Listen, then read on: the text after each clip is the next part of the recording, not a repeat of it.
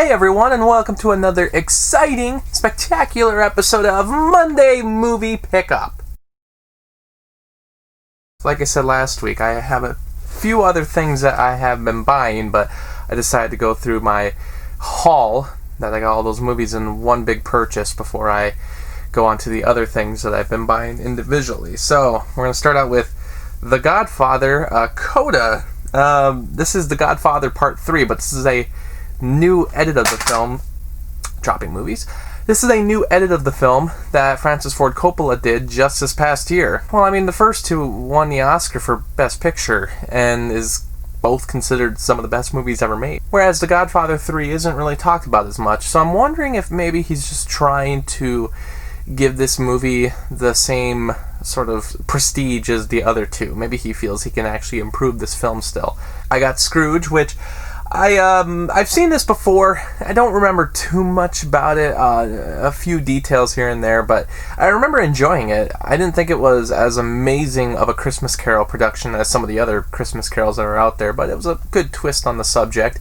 It was directed by Richard Donner, which is one of my favorite directors. I find him to be highly underrated as far as when people talk about great directors. It seems like people always kind of forget about him. I guess because his movies are so much different from the other, and Scrooge is definitely different from his other movies as well. And I was kind of staring at this Blu-ray for a while in the store because I wasn't sure if there's a better version out there, but after looking it up online through various forms, it still looks like this is one of the only releases they've done. They've done re-releases, but there's never been any special features on the disc itself. It sounds like there's a trailer on it. And it sounds like the DVD originally had some more special features, so why they haven't done another version of the Blu-ray that has those special features, I don't know. But pretty much if you see Scrooged in store, if it's this old version or the new version, it's the same version. I got some movies from Warner Archive, so it's kind of a random sampling, but Yankee Doodle Dandy, which is on the AFI Top 100 list. I did watch it, and I think it was a lot of fun. I actually really enjoyed this movie. Even today, it definitely is from its time, but I think there's a lot of qualities to it that I still really like, especially for a character I would have never known anything about. I don't know much about George M. Cohan except for what I saw in this movie.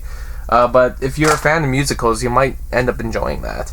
I have Drop Dead Gorgeous, which is a highlight of Minnesota filmmaking. This movie was mostly shot in the state, and since then has gone pretty forgotten. It started to actually get a bit of a cult following, I think in the last 2 years when it started to trend on Twitter, after it debuted on Hulu, and a lot of people were going back to it. I think it might have just came out at the wrong time. It's a black comedy about these beauty pageants, and I remember it being quite interesting. It's been many years since I've seen it. I haven't seen it since I was a kid, but I figured I'm a fan of Minnesota filmmaking, of course. It's about time I own a movie that a lot of people from my state like to talk about. But it's a movie that a lot of people have forgotten about, and they shouldn't have. Streetcar Named Desire, which is another classic movie I have never seen. I believe this is also on AFI's Top 100 list, so I guess I'm trying to finish that list eventually, because the Top 1001 movies list is like impossible, and the IMDb Top 250 list is ever-changing and pretty hard to tackle as well. So definitely going to give that a watch. The Warner Archive version of that movie is the same version that was released a couple years ago as a digibook, and the digibook release is out of print. So, but the last Warner Archive release, by the way, these were all part of the for $44 deal that they do once in a while. It's a great deal to get a lot of pretty unique movies that they're not released in stores anywhere. But this is Frankenstein 1970. This was Boris Karloff. He's not the monster, but this time he plays the doctor. So, kind of an interesting twist. And it's funny that they got Boris Karloff in another Frankenstein movie all these years later. I think this was released in 1958. As to why it's 1970, it's been a while. I forget exactly what the details of that movie were because I've never seen it, but I've heard a lot about it. And then this isn't a Warner Archive release, but this is from Warner Brothers, Grand Hotel. This was the winner of the Oscar Best Picture, 1931, 1932. Which, I've been trying to get all the Best Picture winners as well, so you'll see some of those next week. And I'm just starting from the bottom, and as I watch them, I want to buy more and try to tackle all the Best Picture winners eventually, and then after that, maybe all the Best Picture nominees. I think this was only the third or fourth time that they did the Oscars, and it's a movie definitely of its time, and it kind of sprung a genre of its own about, you know, random characters meeting up at one location, all of different paths of different places and everything, coming together to solve each other's problems one way or another, I guess is kind of what the plot is. This one is very loose with any kind of plot. Other movies that's, you know, were based on this kind of idea or story ended up being a little more better over time. I actually watched this because I watched Stagecoach, and Stagecoach was considered a Grand Hotel kind of plot, so I wanted to see the original, which was nominated for Best Picture. And it's an okay movie. I don't know if I'd ever watch it again, but you know, it held up for its time, and the transfer for this Blu-ray release, it was the one time it was released on Blu-ray, it's pretty good. So if you're looking for Best Picture winners or old classic films, you might want to reach out to this. This is a, you know, 1932 film, so I mean, at that time, sound had only really just started, and a lot of these movies back in the day didn't even have scores. So for not, you know, for being so early in the sound era, it was pretty good. Seems like this is all just Warner Brothers stuff, doesn't it? Because I also have the Looney Tunes Platinum collection here. This is Volume 3, and I've had Volume 1, the Digibook, for a long time. As you can see, this is a 2-disc set, which I believe the Volume 2 might have been a 2-disc set as well. Something kind of weird with this happened. So I've owned the Volume 1 Digibook for a long time, and I wanted to get all the Looney Tunes Platinum sets on Blu-ray. They did the Golden Collection back in the day with DVDs, and then most of those shorts were re-released on the Platinum sets. There were 3 of them. The first one was released on the regular Blu-ray and the Digibook, but both of those are out of print now and go for pretty high prices. Volume 2, which I didn't even realize, also went out of print, which is kind of why I jumped on to getting Volume 3. As to why they went out of print, I'm not sure. I know a lot of these shorts are probably going to just show up on HBO Max anyway. But Volume 2 it doesn't even have a listing on Amazon currently. It just says it's not available. I tried to win the sets through a bid on eBay to win Volume 3 and Volume 2, but someone actually outbid me. Whoever you are out there, you're crazy. But I got Volume 3 because this one is still a lower price. And Volume 2, what I ended up doing was I just found a German copy that apparently has no region coding for it, that's available for $20-some. So if that ends up turning up, and if that ends up working on my Blu-ray player, then I have the volumes at least. And I hear there's no changes between the German versions and the American versions, and it should be region-free. And that's only true for the second and third volume. The Volume 1, I heard the German version doesn't have the third disc with the special features, so if anybody needs to know that out there. But yeah, I would love to dig into all these Looney Tunes Platinum sets, and that was kind of the plan years ago, but I just never continued to buy them. And then I wasn't worried because I knew Volume 1 would probably go out of print, since a lot of the Digibooks do, but I didn't realize that Volume 2, which wasn't a Digibook, would also be going out of print. And I was kind of in a, quick, I gotta pay attention to my wish list of movies that I have listed on there and see which ones go out of print eventually. I do have a Digibook here, so this is Amadeus, the director's cut. And this is the only way that's available on Blu-ray. It's only in the director's cut form, so if they're ever going to do a Blu-ray release without the director's cut, I don't know. I've never seen this movie, but this is, yet again, a Best Picture winner. I believe... Actually, I don't think it made it on the AFI list. I'd have to give it another look, but I don't think it made it on the 2007 list. It's certainly in the top 1,000 movies list. If it's on the IMDb top 250 list, I'm not sure.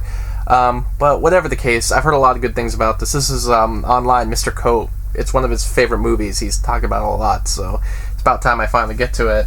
I got a bunch of Godzilla movies here, which was mostly just because these have been sitting in my shopping cart forever on Amazon. I was like, I'm finally going to just buy them. This is Godzilla 1984. It's called that because the American release was called Godzilla 1985, which was actually an American edit of it. In Japan, it was known as Return of Godzilla. So, for the cover, they called it Godzilla 1984. Exactly the reason why, I guess just to make sure people know this isn't 1985 Godzilla. This is the 84 version. This was released by Kraken, And they had released a lot of the Godzilla movies up until the Criterion set came out, which came with all of them. The Criterion set I own and has all the, the first era of movies, 15 of them on Blu-ray now, so that was an easy way to get them all without going through the Kraken releases, which I don't even think they did it for all those movies at the time. I remember I did my Amazon wish list of just Godzilla movies, and a lot of the earlier ones, they were all over the place and out of print, expensive, but then Criterion just took care of it, basically, by releasing them all for a much more affordable price, and I made sure to get that set right away. So this was kind of the last one of the Kraken releases that I actually still need to get. I do own, and if I can grab it over here quick, this is the 1985 release, which this has never been released, I believe, beyond VHS. So this is not on DVD or on Blu-ray. This is just the American version of Return of Godzilla right here. So this should just be a dubbed version of the movie. Yeah, in Japanese with English subtitles, or in English. So it doesn't have the American edit on there. And this was one of the few times they ever actually did a straight up American edit. Very rarely did they do that. They usually would just dub it. The only time they really did it was for the first movie, and there might be other instances I'm forgetting, but they never really did American edits.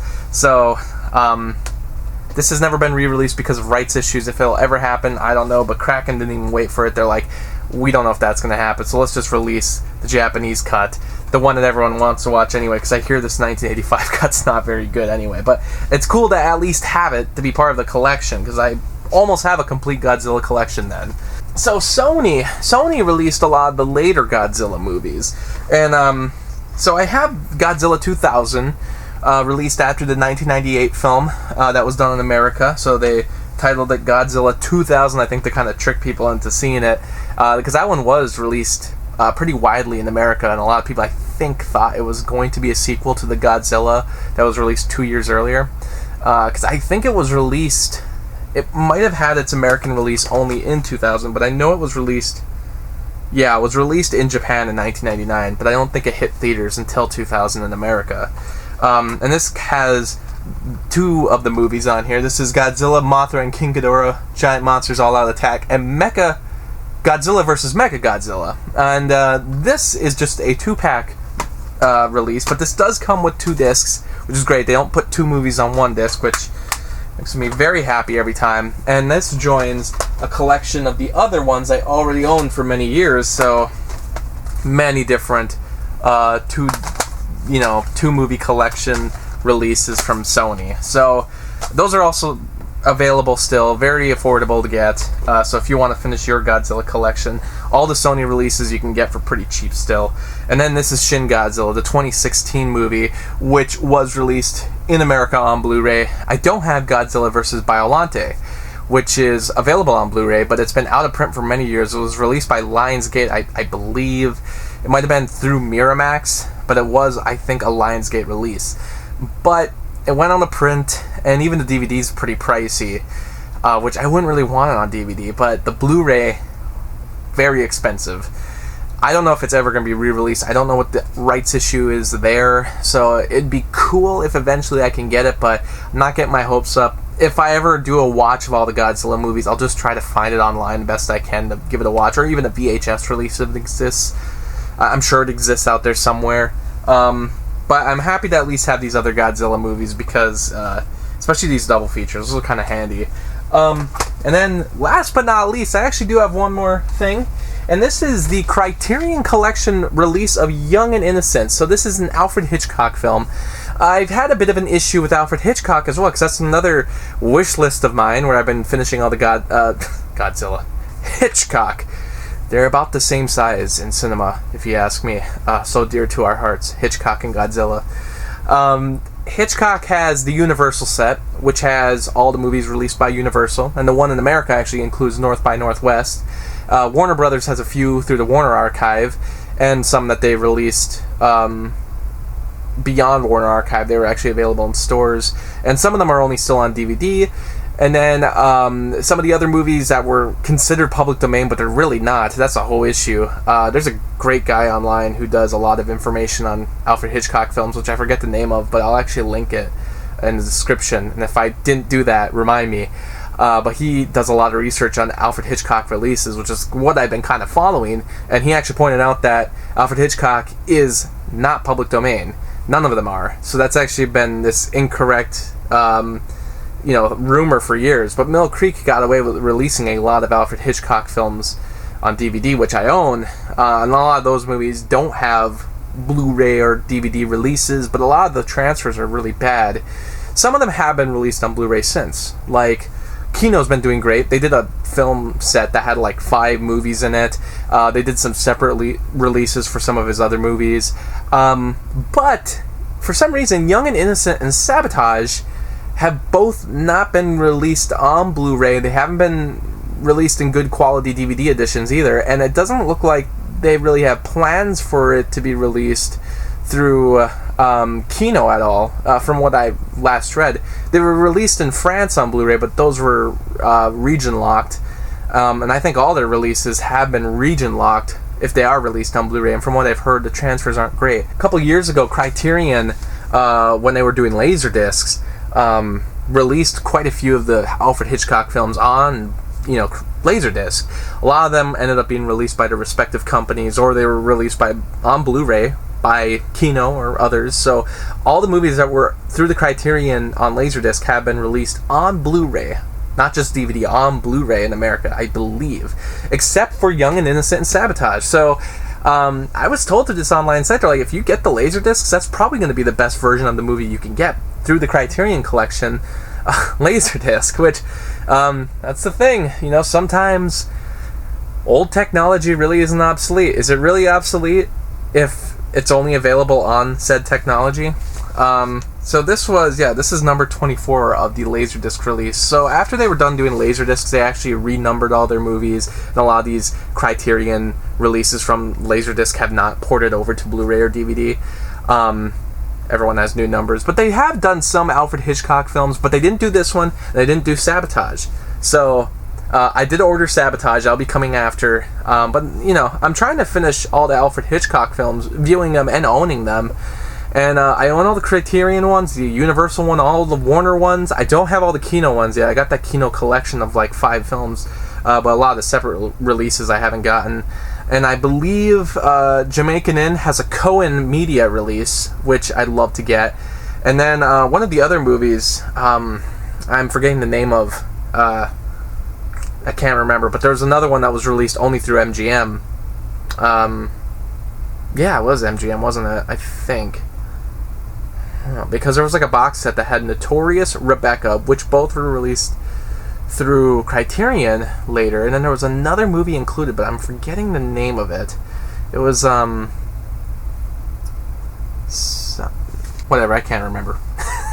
But that movie set went out of print, but luckily Criterion jumped on 2 of the other movies, but it hasn't jumped on that 3rd one yet, so if they ever will, I'll be waiting to give that a purchase. But Alfred Hitchcock, it's kind of hard. It'd be nice if everything was released in one box set, but a lot of his earlier work, it's all over the place with the rights and exactly who owns these movies and exactly where can we find a nice transfer.